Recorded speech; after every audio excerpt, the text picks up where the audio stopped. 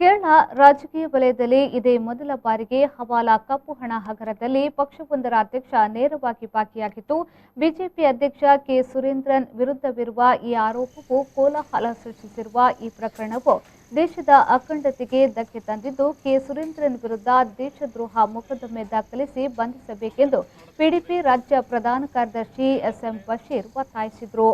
ಕಳೆದ ವಿಧಾನಸಭಾ ಚುನಾವಣೆಯಲ್ಲಿ ಬಿಜೆಪಿ ಅಭ್ಯರ್ಥಿಯಾಗಿ ಸ್ಪರ್ಧಿಸಿದ ಕೆ ಸುರೇಂದ್ರನ್ ವಿರುದ್ಧ ಆರೋಪಗಳು ಒಂದರ ಮೇಲೊಂದರಂತೆ ಸಾಬೀತಾಗುತ್ತಿದ್ದು, ಕೂಡಲೇ ಅವರನ್ನು ಬಂಧಿಸಲು ಒತ್ತಾಯಿಸಿ ಪಿಡಿಪಿ ಮಂಜೇಶ್ವರ ಮಂಡಲ ಸಮಿತಿಯು ಕ್ಷೇತ್ರದ 8 ಕೇಂದ್ರಗಳಲ್ಲಿ ಕೋವಿಡ್ ಮಾನದಂಡ ಪಾಲಿಸಿ ನಡೆಸಿದ ಪ್ರತಿಭಟನೆಯ ಭಾಗವಾಗಿ ಕುಂಜತೂರಿನಲ್ಲಿ ನಡೆದ ಪ್ರತಿಭಟನಾ ಧರಣಿಯಲ್ಲಿ ಪಾಲ್ಗೊಂಡು ಮಾತನಾಡಿದರು. കഴിഞ്ഞ നിയമസഭാ തെരഞ്ഞെടുപ്പിൽ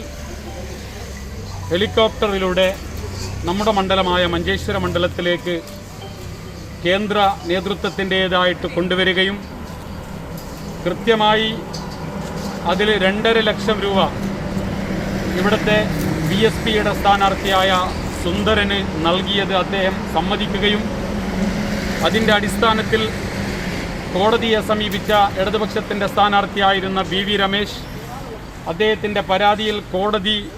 കേസ് സുരേന്ദ്രനെതിരെ കേസെടുക്കുകയും ചെയ്ത സാഹചര്യത്തിൽ BJP അധ്യക്ഷനെ വളരെ അടിയന്തരമായി അറസ്റ്റ് ചെയ്ത് ജയിലിലടക്കാനുള്ള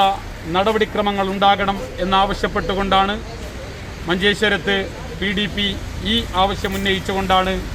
ഇങ്ങനെ ഒരു പ്രതിഷേധ പദ്ധതിയുമായിട്ട്